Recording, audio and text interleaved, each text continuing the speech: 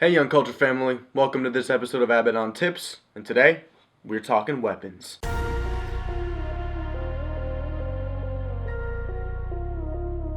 Hello ladies and gentlemen, you are watching Tips. I'm your host Greg Molina. I'm hijacking this show from Hunter today to talk about Abaddon related tips and tricks. The first time I went over costume design and that was received pretty well, so I've decided to do a follow-up episode on weapons design. Now this is important. If you're looking for tutorials on how to craft the weapon and what materials to use and the actual process of crafting a custom-made weapon, this is not the video for you. You're going to want to go to some of the channels I've listed below. They're the geniuses who know how to make this kind of stuff. I'm just talking about the designing portion and how it relates to your story, which is of course important and the first step before making and crafting any weapon, so watch this video before you go to one of theirs. So we'll start off kind of similar to the costume design episode and review the world around the character. Weapons should be indicative of the world your character lives in. Do you have a World War II apocalypse setting?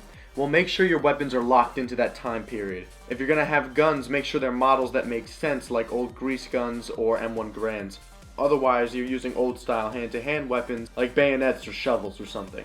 If your character is going to mod the weapons in any way, make sure the materials used to mod are materials that would have been found back in that time period.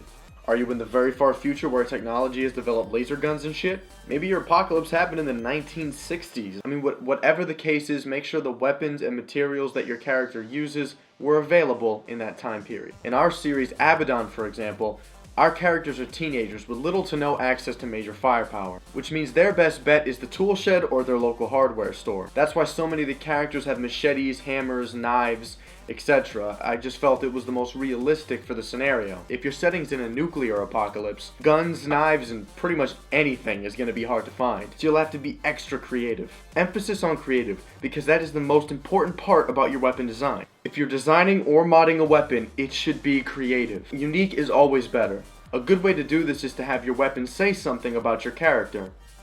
That's not what I meant. What I mean is have your weapon reflect your character's personality in some way. Using some Abaddon characters as examples, Diego's primary weapon is a machete. Quick, simple, and effective, much like Diego. He's aggressive and wants to get out of fights quickly. As a combat weapon, the machete is perfect for this. In addition to that, Diego's sheath or scabbard actually says Puerto Rico on it, which is Diego's ethnicity.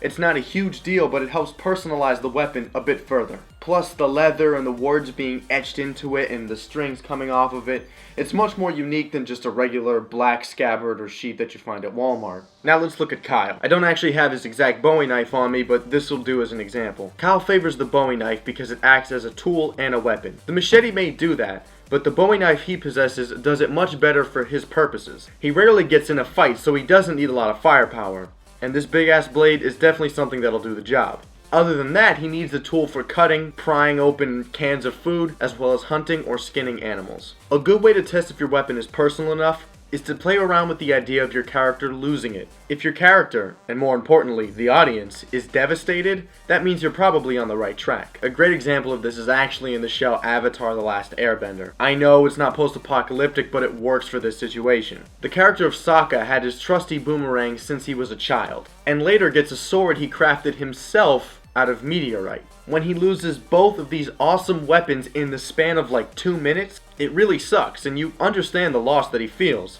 And more importantly, you feel a little something yourself. So now you've got your base weapon. Whether it be an automatic rifle, a pistol, a machete, a hammer, a bat, it doesn't matter. We've started the customization and modding process, so let's continue. Oftentimes in the apocalypse, you gotta be one up on the competition. Sometimes your gear's gotta be more ridiculous and deadly than everyone else's. A common weapon mod that you see is a baseball bat with nails in it. A perfectly effective mod that makes sense. That's another thing.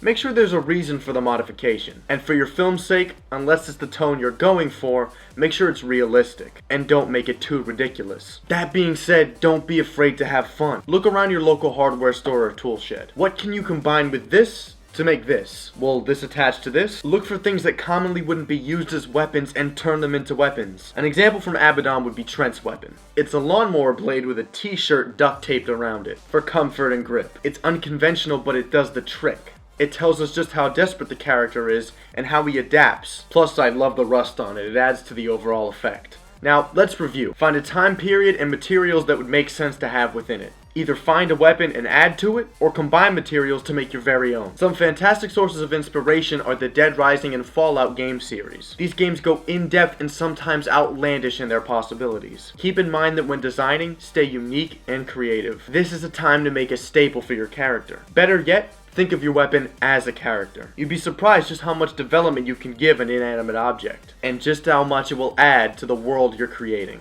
Thank you guys so much for watching this episode of Abaddon Tips. That does it for today. If you have any questions, drop a line down below in the comments section. If you enjoyed this video or if I helped you out, go ahead and hit that thumbs up button. And if you want to see more tips or more episodes of our shows, go ahead and subscribe down below. Any links to other channels will be in the description, as well as my social media links. Once again, thank you guys for watching, and we'll see you next time on Tips.